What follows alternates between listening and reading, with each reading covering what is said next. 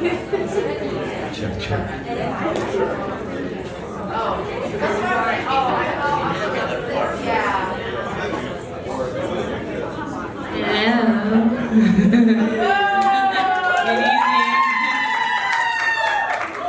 Thank you all for being here and supporting the Grad Fine Arts Lectures. My name is Dina Cabazard and I am a second year MFA if I haven't met you. Welcome. It's my pleasure to introduce Rayyane Tabet. Born in Ashkut, Lebanon, he works between Beirut and San Francisco. Drawing from experience and self-directed research, Rayyane Tabet explores stories that offer an alternative understanding and of major socio-political events through individual narratives. Informed by training in architecture and sculpture, Tabet's work investigates paradoxes in the built environment and its history by way of installations, interventions, and performances that reconstitute the perception of physical and temporal distance. He's shown across the world, and I'm not going to list everything because there's a lot, but some to highlight, and some recent and upcoming solo shows include MUDAM Museum in Luxembourg, the Walker Art Center in Minneapolis, Sharjah Art Foundation, Storefront for Art and Architecture and the Metropolitan Museum of Art in New York, Parasol Unit Foundation of Contemporary Art in London, Carré Art Day Museum, and Nîmes and Kunstverein in Hamburg. Tabet's work was featured in the 80th Whitney Biennial, the 7th Yokohama Triennial, the 2nd Lahore Biennial, the 21st Biennale of Sydney, Manifesta 12, the 15th Istanbul Biennial, the 32nd São Paulo Biennial, the 6th Marrakech Biennale, the 10th and 12th Sharjah Biennials, the 2nd New Museum Triennial, and was part of collateral events during the 55th and 59th Venice Biennale. He holds a Bachelor of Architecture from Cooper Union, New York, and an MFA from University of California, San Diego. Please welcome Rayyane Tabet.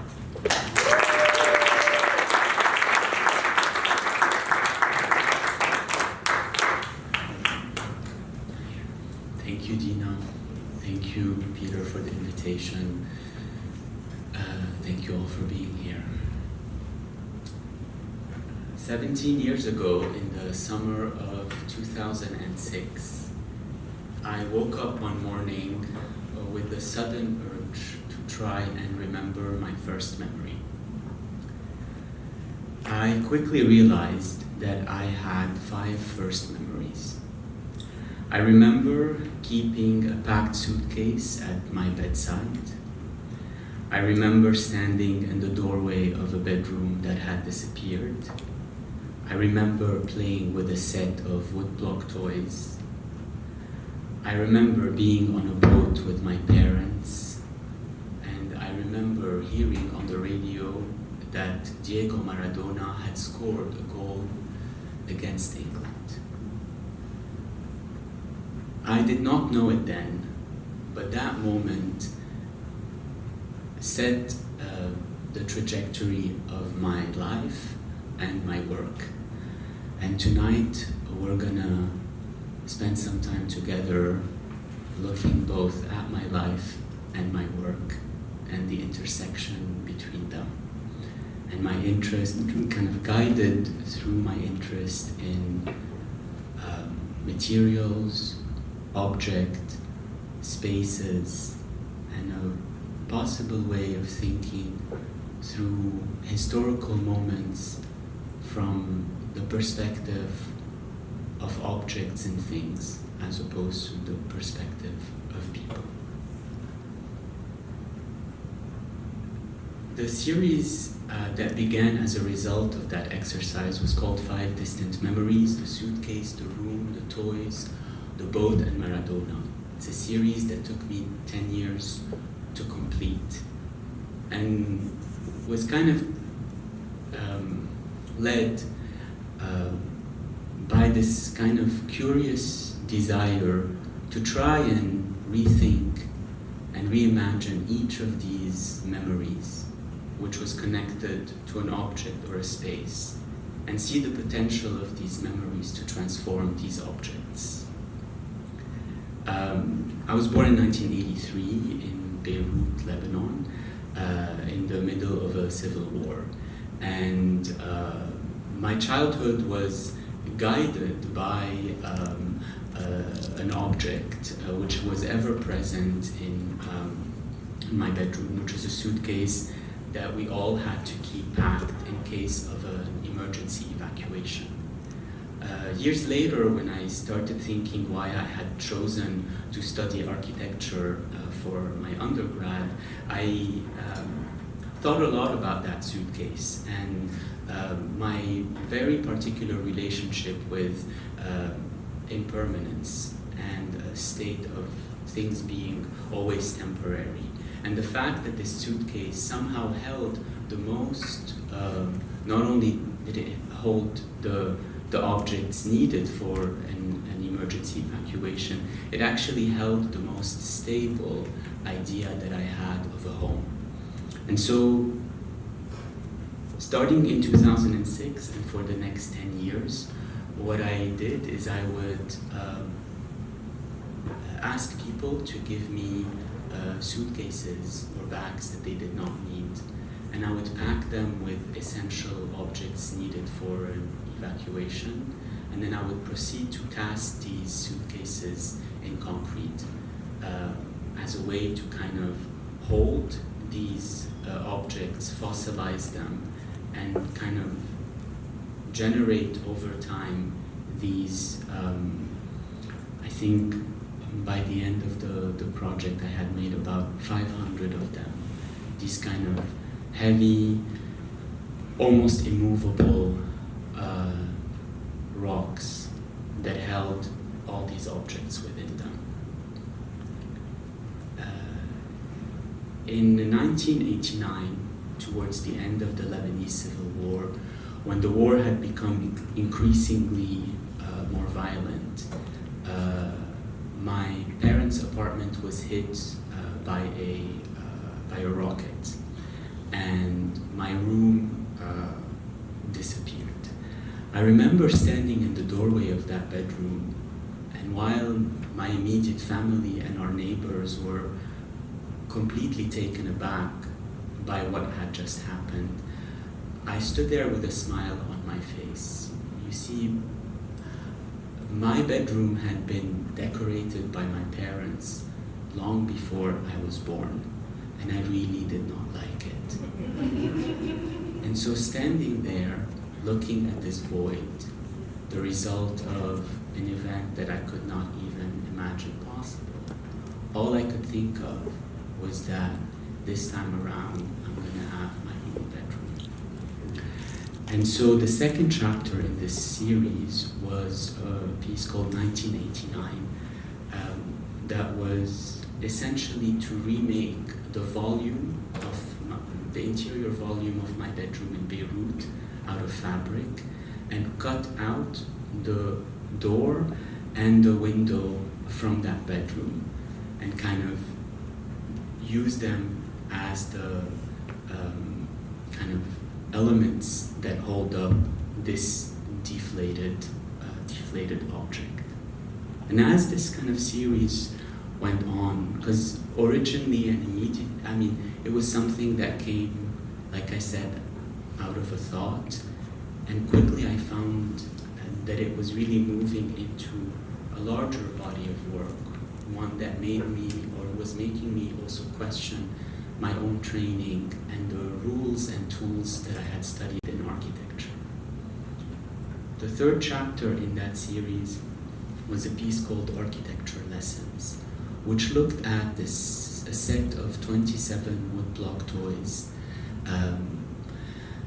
that I had played with as a kid and have always kept with me whenever I go, whenever I traveled. It's an object that was very, turned out to be very important for me, as it always made me kind of imagine possible, endless and possible compositions, irrespective of where I was and what I was doing. And the imagination behind this work was to precisely think or take seriously the potential of a child playing in a corner with a set of woodblock toys. And what would happen if these compositions, rather than at the end of the day when the play hour is done, they're put back in a box and tucked away. What happens if these 27 woodblock toys start being replicated ad infinitum, and that these compositions suddenly start carrying a lot of weight and start taking a lot of space? So this project ended up generating 35,000 concrete blocks, about a couple tons in weight, that every time this kind of piece is shown, a new set of these concrete toys are produced and they're added to the mix. So as this kind of piece moves, it not only grows, but it takes more space, it takes more weight, and this kind of almost seemingly fleeting thought of a child is somehow taken seriously, and with the idea that it could inhabit, not only inhabit, but take over whatever the surrounding is. And these, for me also, was kind of, as the series went by, it was kind of really became an investigation into questions around sculpture, around scale, around material. So for example, one of the rules that I had set up for the series was that everything was going to be one-to-one scale. Nothing was made bigger or smaller. That these objects had to, most of the time, be kind of thinking about the rules of gravity. So if you think about it, the set of woodblock toys is actually quite small. But once they start kind of accumulating and taking over the space, this kind of seemingly innocent object has the potential to hopefully disturb a viewer that is actually technically much bigger in scale than it. Speaking of scale, as I was thinking and working in this series, some memories were very direct and very immediate, and I could trace their origin. But there was this memory of being on a boat with my parents that not only could I not place, but my parents were reluctant in helping me identify that moment.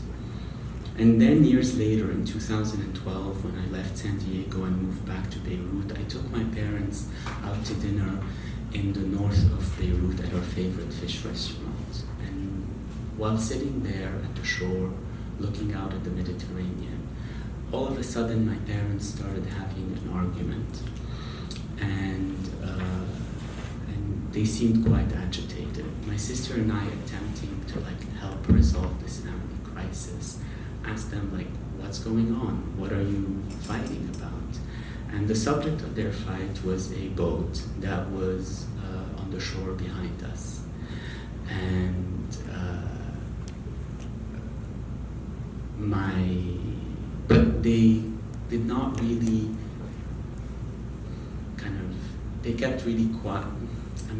Quiet fighting is a strange idea, but they were quiet fighting. So the decision was to try and find the owner of the boat to resolve my parents' dilemma. That night, we knocked on the door of an elderly man and asked him if he was the owner of this boat. And he looked at my parents and he said, "Oh, you never made it to Cyprus, did you?" And my sister and I looked at him and said, "What are you talking about?" And he proceeded to tell us how 25 years earlier, my parents had tried to escape to Cyprus by renting a fisherman's boat, putting us in it, and attempting to row it there.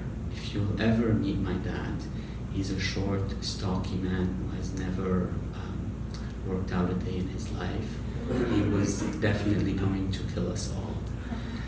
So 30 minutes after this attempt at an escape, we all went back, and they never talked about it until that evening. So I thought that I should do something with this boat. And at the core of that story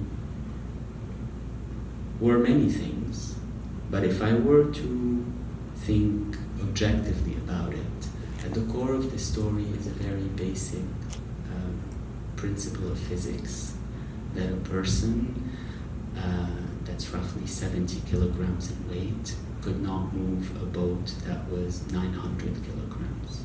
And so I started thinking about what can I do to make something that's 70 kilograms carry something that's much heavier than it.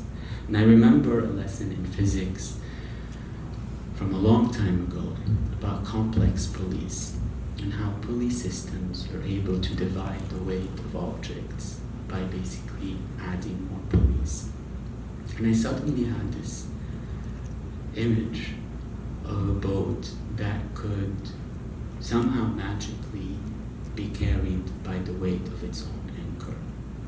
And so for the fourth chapter in this series called Cyprus, I worked with these really interesting complex pulley makers to devise this nifty little system up there that was able to have this boat be carried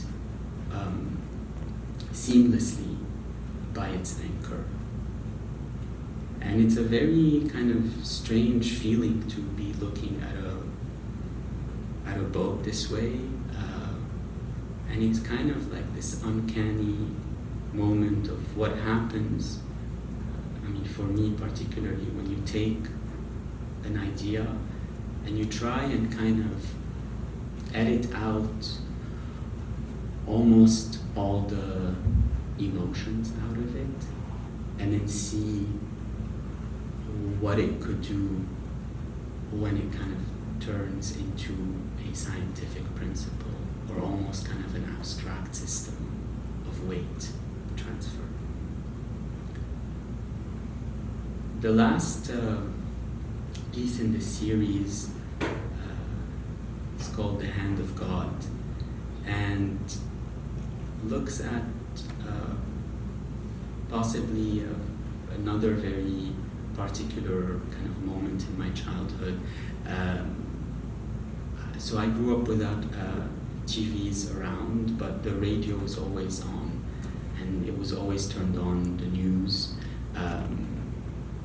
because it was the most reliable source of news was through the radio. And at times of heavy fighting, a siren would be broadcast on the radio for people to take shelter. And so the voice of the person that used to make these announcements, called Sharif al-Akhawi, was a constant presence, a constant sonic presence, not only in my childhood, but in basically any Lebanese trying to stay alive.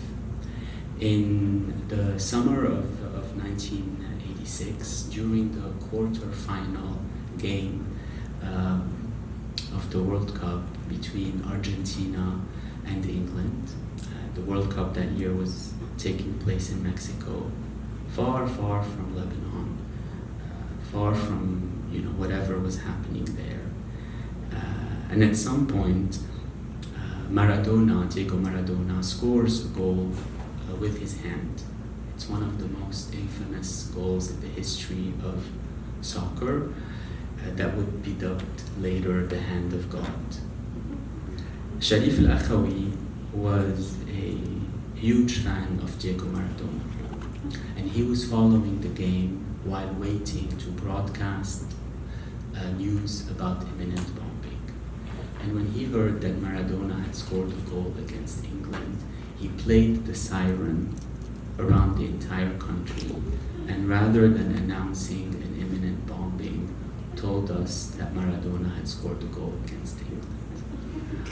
While digging through the history of that particular game, I learned that 4 years earlier, Argentina and England had been at war in the Falkland Wars. And that goal became infamous for a variety of reasons. One of them was that it transferred basically the political relationship between these two countries transferred the battlefield into the soccer game. And in doing so, Argentina was able to take its revenge over England. The piece is quite simple. It's my parents' radio that's modified so that it plays on a loop. The British commentator describing Diego Maradona's goal, followed by the Argentinian commentator describing the same goal. And they go back and forth to infinity, fighting a war on the soccer field. I think while working on this series, I learned many things. I think about myself. I think about the first few years of my life. It helped me also think through the potential of sculpture as a vehicle for stories, and the potential of the memory of objects and materials in helping organize, think, imagine the world that's around me. But at the same time, it was a series that relied solely on the personal and the biographical as a way to imagine and move through the world. And I have to say that I became increasingly interested at that time to also not only move beyond the personal and the biographical, but really think about the world that came before mine. Think of the country that my parents described, a country that I not only could not experience, but the way in which they described it made my own experience as if it did not have any value, because they always told me that things were better before. But I was fine with the way things were, So I had always this kind of dilemma of maybe by looking at this world that came before mine, I would not only understand their perspective, but I would help them realize that it was maybe not as good as they think it was. So the answer came by another accident. And another summer, whenever I'm in Beirut or in Lebanon, I like to go for a swim, and the best beaches are in the south of the country. That's the subject of another talk, why the best beaches are in the south. And one summer while I was driving down south, I took a wrong exit on the main highway, and I found myself in the middle of an abandoned hill, surrounded by huge oil storage tanks. And what looked like the ruins of an oil factory. There was hardly anyone around, and I was kind of just shocked by the monumental scale of this place that I had arrived to. I met a guy on the street and asked him, what is this place? And he told me, you're standing on what is left of the Trans-Arabian Pipeline Company. So the Trans-Arabian Pipeline Company was an oil company that is the result of a conglomerate between Mobil, Esso, and Texaco to develop, build, and operate the world's longest pipeline that connected Saudi Arabia to the south of Lebanon. This pipeline is a project that was born right after World War II, and that was the reflection of an agreement that had happened between Franklin Roosevelt and Ibn Saud to secure oil for the US in exchange for political and military support. This deal is still in effect to this day. At the time, at the end of World War II, there was fear of the nationalization of the straits in the water, and a tanker, in order for a tanker full of oil from Saudi Arabia to get to the Mediterranean to serve the markets of Europe and North America, it had to go all the way around the Arabian Peninsula and then through the Strait of Hormuz, all the way up to the Suez Canal. And the Americans wanted a cheaper, faster, more secure way out for their oil. So they decided to build a straight line in a land that they thought was empty, in a desert where no one lived. This pipeline was built between 1946 and it was inaugurated in December 1950. And from 1950 to 1983, Lebanon exported more than 50% of Saudi's oil. This pipeline crossed the borders of 5 political entities in a region that was, is, and will be always conscious of its borders. So in a way, this oil pipeline could do something that people could not. In 1983, as a result of the radical transformation of the region following the 56 Suez Crisis, the 67 Six-Day War, the 73 Yom Kippur War, and the 1982 Israeli invasion of South Lebanon, the company collapsed and the pipeline stopped pumping oil. This object was left in the territory empty, and in a way as a record of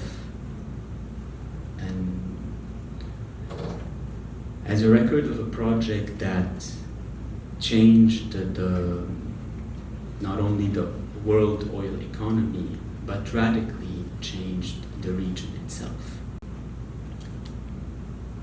So somehow, accidentally, I had landed on one of the reasons why the time that came before mine was better, because essentially Lebanon was receiving a lot of money from the oil passing through its country. And so I started to think about this pipeline. What happens to these infrastructures after they're abandoned?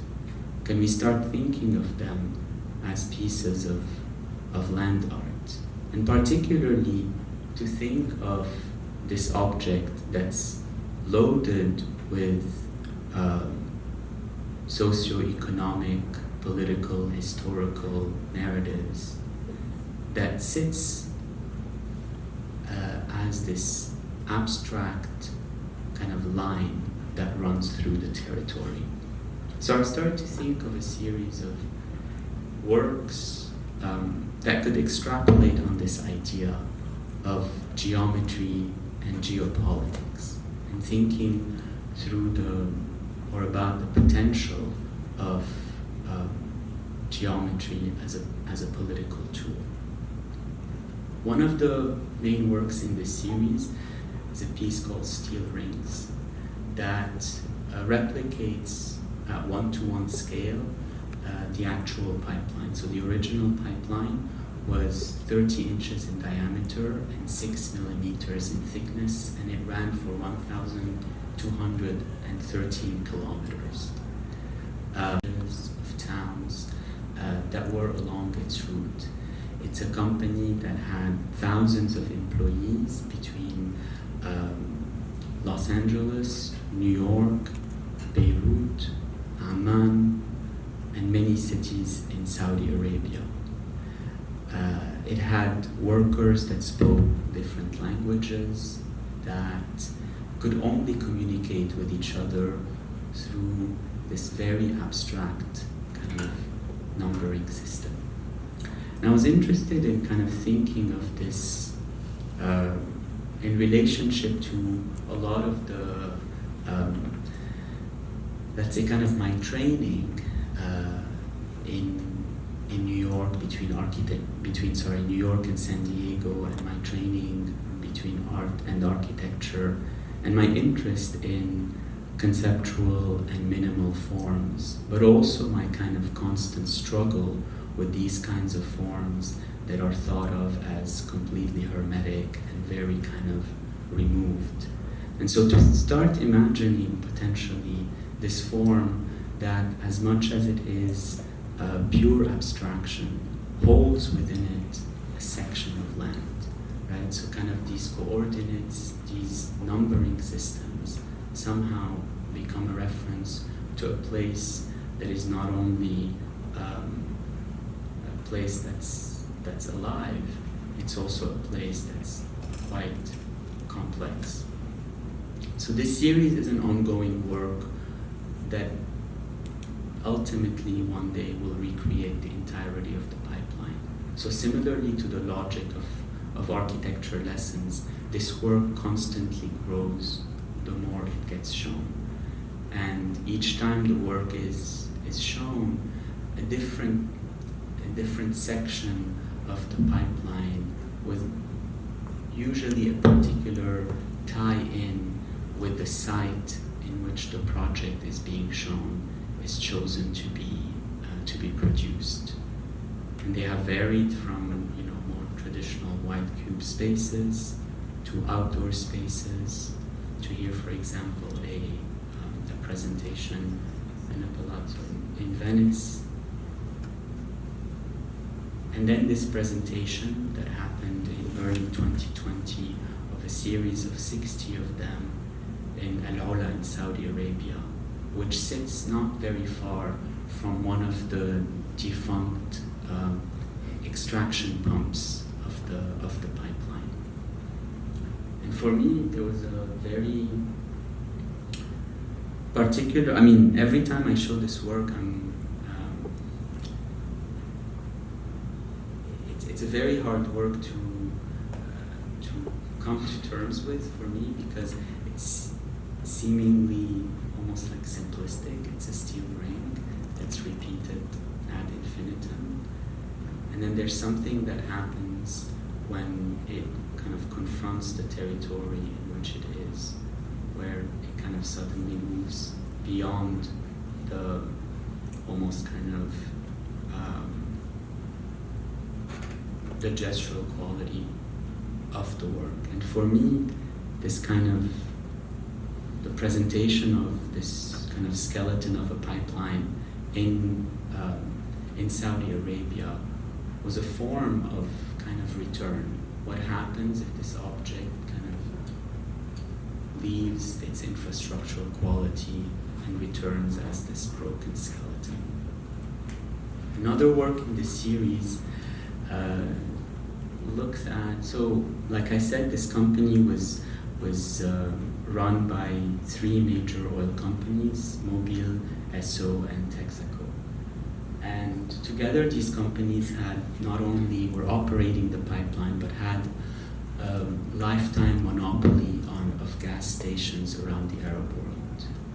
And so the logos of this company for close to 33 years became very important landmarks throughout the Arab world. They were places that people congregated at. They were places that can be given as landmarks. And they moved beyond, and of course they were places where you could get gas. With the collapse of the company in 1983, the monopoly deal was also fell through, and slowly these gas stations started to be taken over by other oil companies. But every so often, if you're driving in a back road somewhere in Jordan, or in Saudi, or in Syria, or in Lebanon, you come across a red star, or a blue oval, or a flying horse just in the middle of the landscape. And for me, there's something very, I realized that by intensely looking at the history of this oil company, I was somehow also looking at the future, thinking about it as a foreshadowing mechanism. It is, to this day, the first major oil company to collapse and the first major oil pipeline to be defunct. And so to kind of move beyond this object, to think of its potential as something that can help us navigate what is about to come. During my research into this company, I was given access to the headquarters of the company in Beirut. And at the time I was not only doing a lot of research, but reading a lot, and I felt very kind of weighed down by all these facts, by all these histories and these stories, and was trying to find a way to kind of like escape them. And walking through these abandoned headquarters was actually quite tragic, but also quite transformative. This is a building that had been left abandoned since 1983, and all the furniture was still there. It's as if people had just left, the night before. And then I remember finding on a desk a stack of papers that had been left there, and the only thing that was on them was the letterhead of the company, as opposed to everything that was around me that contained a lot of information, maps, surveys, telexes, memos, stories, information, catalogs. This was kind of like a quiet, empty stack of paper that had witnessed these many moments, not only in the history of the company, but in the history of the entire country. And so one of the works made for this series is this piece called Letterhead, that actually frames every single one of these pieces of paper, and so turns this stack somehow into a timeline. But what's interesting about the format of this paper, so since this was an American company, everything was brought in from the US. The plugs, the furniture, the cables in the wall, and also the paper was made in the US, which meant that it followed the letter standard. In Lebanon, we follow the A4, the A standards. And so there's a very kind of almost simple, cheeky trick for this work, which is the frames are A4 and the paper is letter. And so there's a very slight shift between the size of the frame and the paper that needs to be shoved in it. And for me, that shift is not only physical, it is also philosophical. It thinks of systems that are overlapped on top of each other, as opposed to systems that are kind of imagined or grown or are developed from a place. And part of the major failure of the pipeline project was precisely its origin as an idea that a seemingly straight, efficient line could pass through an imagined empty ground that ultimately took its revenge over the very object that was laid on it. In 2016, I was invited to spend a year in Berlin to do a residency. At the time, I had just finished the 5 Distant Memories project, and I was halfway through the shortest distance between 2 points piece, and I honestly needed a break. I did not know, I had never been to Germany, and I did not know what to expect. But I remembered that when I was a kid, I used to have lunch at my maternal grandparents' place every other weekend. They lived in a large, cold apartment and I spent most of my time sitting in a chair trying to behave. From there, I could see the framed photograph of a serious man that did not look like anyone in my family, looking at me from the wall. And whenever I would ask about this guy, my parents would tell me, oh, this is Max von Oppenheim, we're not related to him, but your great-grandfather spent time with him. Years later, I was helping my parents empty that apartment after my grandparents had died, and I found a book written in German, a series of letters addressed to my great-grandfather by Max von Oppenheim, and about 10 photographs of my great-grandfather in Syria with Max von Oppenheim.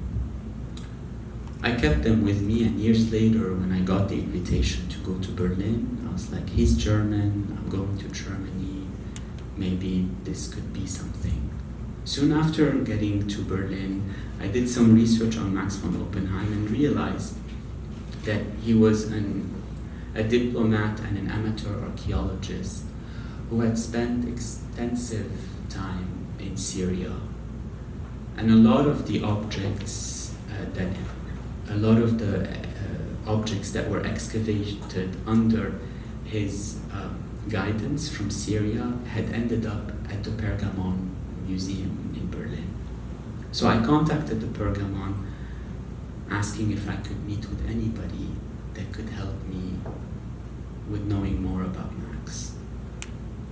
I get a pretty generic answer, and a week later I go armed with all the stuff that I had brought with me to Beirut and meet 2 curators that work there. The beginning of the conversation was odd. They didn't really know what I was doing there, and I really didn't know what I was asking them for, so we just stood there. And then I opened my bag and showed them this photograph. This is my great-grandfather standing holding a snake he had caught. And they looked at me and they're like, oh, we've been waiting for you for all these years. You see, during their research into the very complicated and contradictory life of Max von Oppenheim, they had come across photographs of his expedition to Syria. And in almost all the photographs, this man, my great-grandfather, was standing in the back. They never knew what his name was. They never knew what he was doing there. He was just a man standing in the background of archaeological photographs. And somehow I held the answer of this mystery. But before I tell you that, I started being very intrigued about what Max von Oppenheim had done. So between 1911 and 1929, von Oppenheim led a massive archaeological expedition in Tel Halaf, which is a city that sits today on the border between Turkey and Syria. He uncovered a major temple complex and many houses. This archaeological expedition happened when Syria and Lebanon were under the French mandate. And so at the end of his expedition, the finds were divided between the French and the Germans. He took his share of the finds back to Berlin and tried to sell them to the Pergamon Museum. At the time, the Pergamon Museum was not interested in Tel Halaf or in the Neo-Hittite civilization that was there. So he decided, being the son of a rich banker, to open his own museum and put all these objects there. And in November 1943, during the Allied bombing of Berlin, the Tel Halaf Museum was hit by an incendiary bomb, and all the objects that had been brought from Syria were burned. When the firefighters came to douse the flames, they threw cold water on the hot stones, which proceeded to shatter into 27,000 pieces. Before Max von Oppenheim evacuated, he packed all these pieces in crates, and being friends with one of the curators at the Pergamon Museum, went back to the Pergamon and told them, "I have all this rubble. I'm sure it will be useful for you in the future. Can you just store it until the war is over?" So the Pergamon in 1943 takes 27,000 fragments of archaeological objects and stores them in their basement. These crates are not reopened until 2001. Because you see, after the war, Berlin was divided in two. The objects were on one side, and the family that owned the object was on the other. So nothing can be done to return them. After the war, efforts were made to start reassembling these objects. And Nadia Kolidis and Lutz Martin, who then later on were the curators that I met, started a project in 2001 to reassemble this temple. Because by then, they realized that they were sitting on the most important Neo-Hittite temple in existence. And by then, the Neo-Hittite civilization had become an important scholarly one. It would take them 10 years to put back together 26,000 of these pieces. And they were left with 1,000 fragments of unidentified objects that came mostly from inside these sculptures. And they did not know what to do with them. They could not throw them away, but they could also not put them on display. They also were struck by a very tricky temporal conundrum.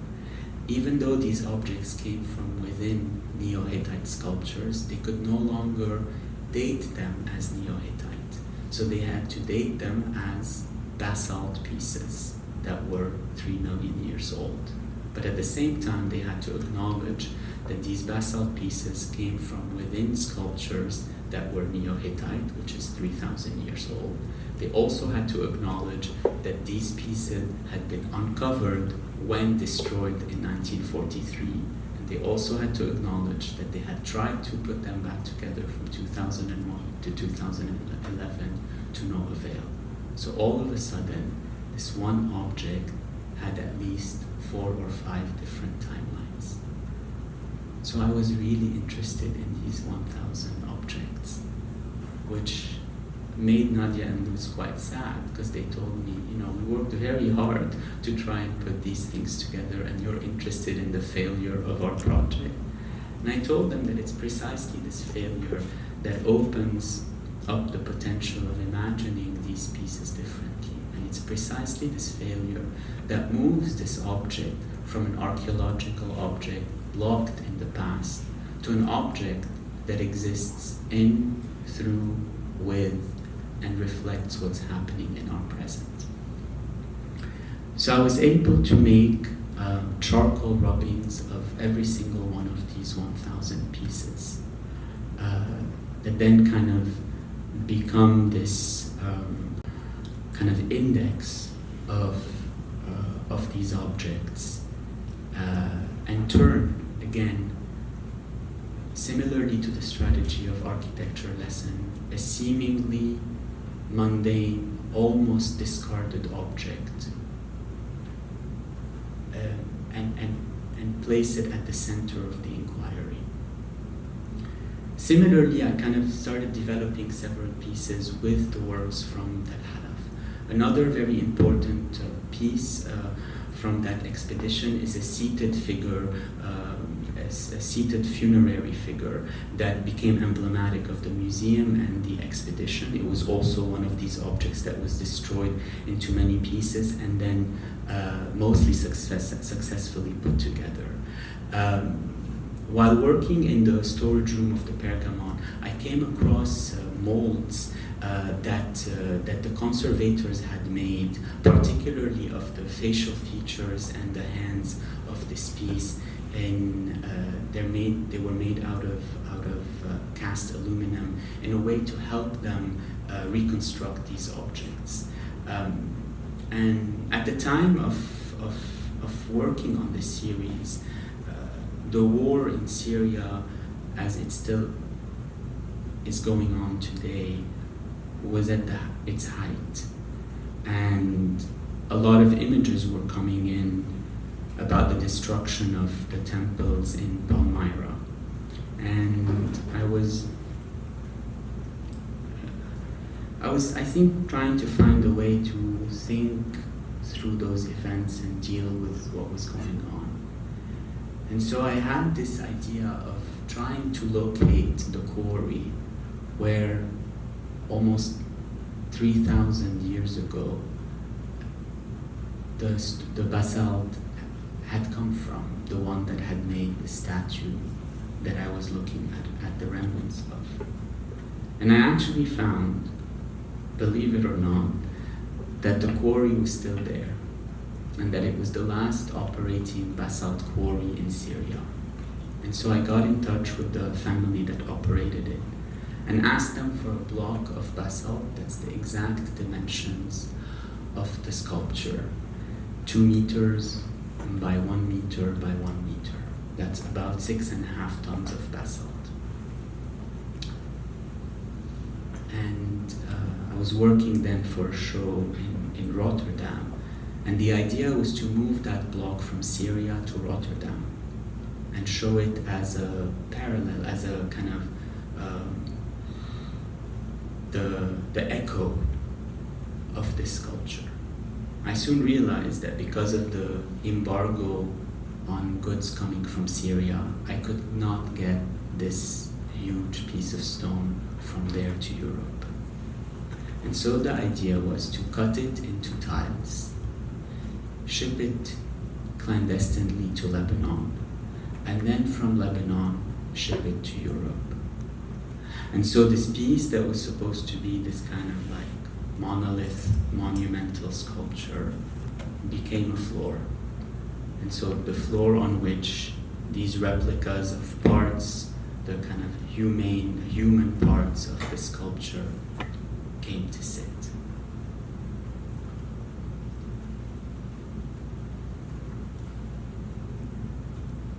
So my great-grandfather was in all these photos, in the background and in the foreground. Because in the late 1920s, my grandfather, who was a government employee, who worked as a translator, translating official documents between French and Arabic, was sent by the governing authorities of the French mandate stationed in Lebanon to be Max von Oppenheim's translator, and worked with him for 6 months on the dig. But what my great-grandfather was actually sent to do, besides translating, was to spy on von Oppenheim, because the French were suspecting that von Oppenheim was radicalizing the Bedouin tribes around Tel Halaf in an attempt to stage a coup against French power. The Germans had lost the First World War, and the region had been divided between the British and the French. And the Germans were finding a way to get intelligence. And one of the best ways to do that was through archaeological expeditions. And so my great-grandfather was sent to spend 6 months with Max von Oppenheim. At the end of his expedition, he returned to Lebanon and stayed in touch with Max von Oppenheim. Before leaving Tel Halaf, the Bedouins stationed there gave my great-grandfather a rug made out of goat hair that measured 1 meter by 20 meters. In 1983, shortly before my great-grandfather died, he had nothing of value to leave to his children. So his will was that this rug be cut into 5 pieces, 1 for each of his children, with the provision that every child should cut their piece among their descendants, and so on and so forth, until one day this rug will disappear. And here I was, thinking of myself as a good conceptual artist, not knowing that he was probably the best. The story of this expedition was also a way for me to think of how to confront these personal narratives, these individual stories, with these kind of larger moments that seem almost unimaginable because they come to us as facts. Thinking of archaeological expeditions, thinking about division of finds, thinking about looting, thinking about cultural property, thinking about these moments that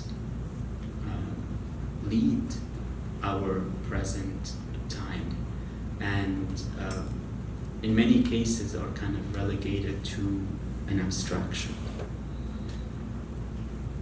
One of the major objects that were uncovered at Al Halaf was a series of 200 stone slabs that were carved in limestone and in basalt. They alternated between the two materials and showcased kind of a narrative frieze.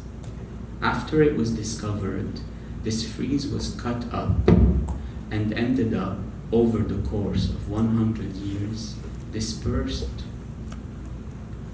throughout the world in 7 museums, with many of the objects lost, stolen, or destroyed. So as part of the project, I started contacting every single museum that held an object from this frieze with a request to make a rubbing of the objects in their collection. To this day, I was able to make 32 rubbings of the holdings that are at the Louvre in Paris, the Metropolitan Museum in New York, the Pergamon in Berlin, and the Walters in Baltimore. The British Museum refused my ask, and the National Museum in Aleppo and the Deir ez-Zor Museum in the north of Syria are still taking stake of what objects are still intact. While working on this series, I became quite close with one of the curators at the Ancient Near East Department at the Metropolitan Museum of Art. And through several conversations with her,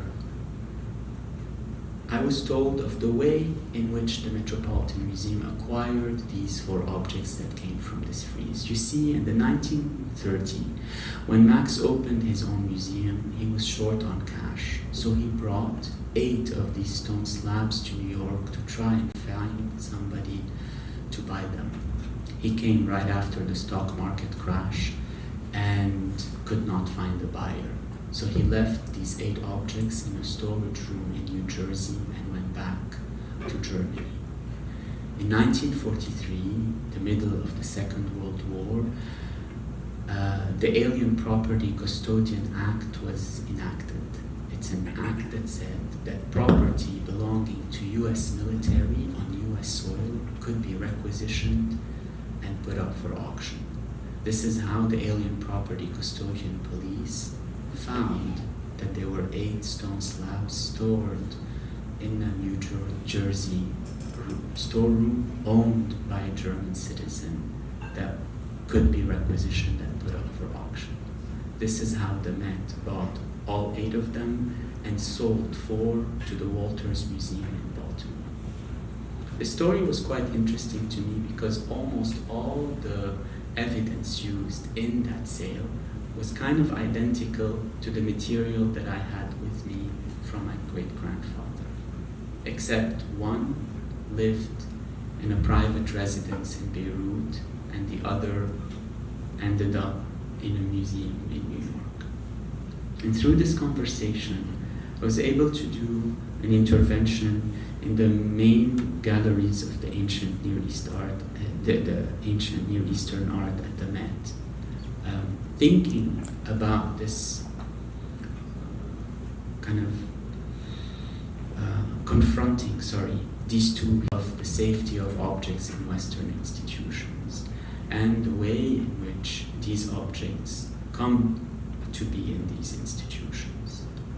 Similarly, even though the objects were legally acquired through the Alien Property Custodian Act, it opened up an entire conversation around the ethical dimension of these acquisitions. The last piece in this series kind of expands beyond Max von Oppenheim's archaeological practice and work and moves into a more insidious part of his life. So it turns out that the French were right. Max was there not only to make archaeological excavations, but to gather military information by interviewing Bedouin tribes and trying to track their movement across the landscape.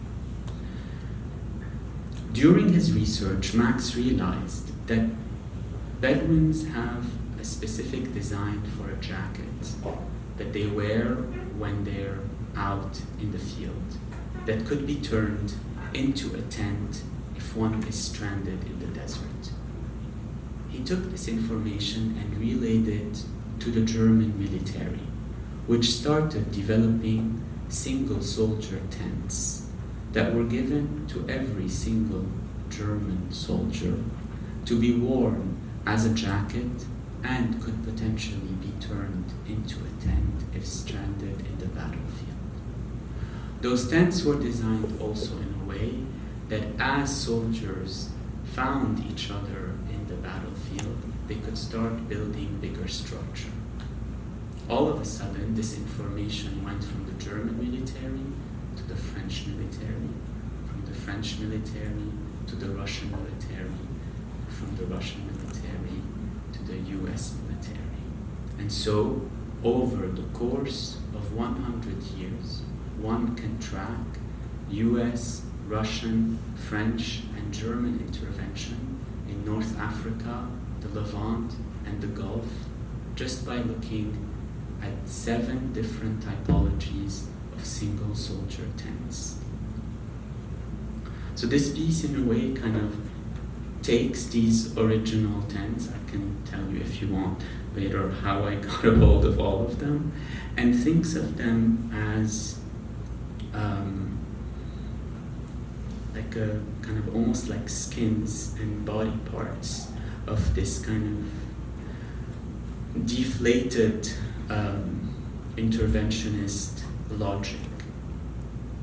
But also it made me think a lot, and every time I look at this work, I'm kind of troubled by the insidious nature of it, of the tent itself, but also think a lot of how sometimes unintentionally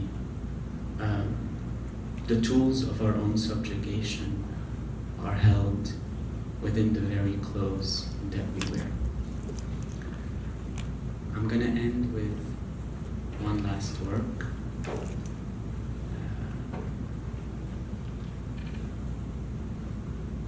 In the summer of 2018, many things happened in the summer. I went to the National Museum in Beirut. At the entrance of the museum was a series of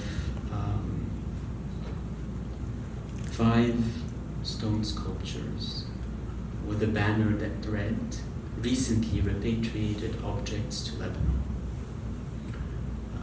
When I went closer to look at one of these objects, which was a carved head of a bull that measured about 13 inches in height, the label detailed the story of an expedition that happened in the summer of 1967 by a French archaeologist named Maurice Dunant. An excavation that uncovered around 2,500 objects in the south of Lebanon. Then the label said, 50 years later, this object was found at in the Greek and Roman galleries at the Metropolitan Museum of Art, and it was subsequently returned to Lebanon. No other information was provided, and a single sentence summarized the fate of these objects. It said, these objects disappeared and then reappeared. I was very curious about this sentence, so I contacted the curator of the museum and asked her about it. She told me that she could not, as a government worker, tell me why 50 years were missing from the story of this object, but told me that maybe I should look into the Supreme Court of New York. So I started digging, and I realized that the story of this object was actually held in the public records of the Supreme Court of New York. It's a story that involved the excavation of this object in 1967. It's moving in the middle of the civil war from the warehouses in the south of Lebanon to warehouses in the north of Lebanon. It's looting in 1981 by a group of paramilitary Christian militias. Its appearance in 1996 in a storage room in the Bronx belonging to a British art dealer. Its sale in 1997 for $1.2 million to a couple in Colorado. Its then subsequent sale in 2015 to Michael Steinhardt, who was until very recently one of the world's most powerful philanthropist and antiquities collector. And then the loaning of the bull's head to the Metropolitan Museum of Art by Michael Steinhardt. When the object was put on loan, a few years later, one of the curators working at the Met realized that this object had been flagged as a looted one, and a series of prosecutions took place that ultimately led to the repatriation of the object. But the most interesting part of this story happened when the object returned to Lebanon. You see, at the end of the Lebanese Civil War that ended in 1990, with no party winning the war and no party losing the war, an agreement was signed that absolved everyone who participated in the war from crimes committed during it. As such, nothing that happened during that period could be talked about publicly or could be addressed in governmental institutions. And so, when this object returned, the story of its looting and its subsequent sale could not be told, effectively erasing a major part of its history. And so I was very struck by this idea of, in a moment where we're concerned and inhabited by questions of repatriation and restitution, what happens in this case when an object is returned but its story cannot be returned? And so the piece that I developed, which is for a show that was done earlier this year, looked at the documents that I was able to get through a Freedom of Information Act ask of the Supreme Court of New York, and essentially returns to Beirut the story. The idea is to focus on 8 photographs that had been taken. 4 that were taken in 1967 when the object was uncovered from the ground, and 4 that were taken by Homeland Security officers when they requisitioned the object 50 years later in 2017. Those 8 photographs ended up being the kind of center of the inquiry, and for me also opened up this whole conversation about the representation of the object versus the object itself. ultimately, in the court case, what led to the repatriation of the work was a very forensic comparison between the 4 photos taken in 67 and the ones taken 50 years later. And in that case, the object itself was not the subject of inquiry, but it was the photographs, the invoices, the paper trail, everything else but the object. And so thinking of a form of repatriation by returning the documents and the story to Beirut. What's also interesting in this endeavor is that this is an ongoing investigation, because out of the 600 objects that were looted in the summer of 1981 in Lebanon, only 15 have been found. And so there's this kind of journey of these objects have been on, that have taken them all over the world, and they're waiting in limbo to be identified and returned.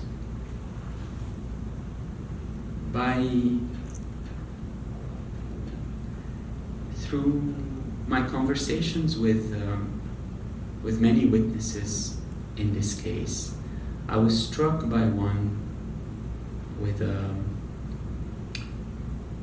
an archaeologist that told me that most objects live in darkness, that this world is full of objects that hide, either underground or in plain sight.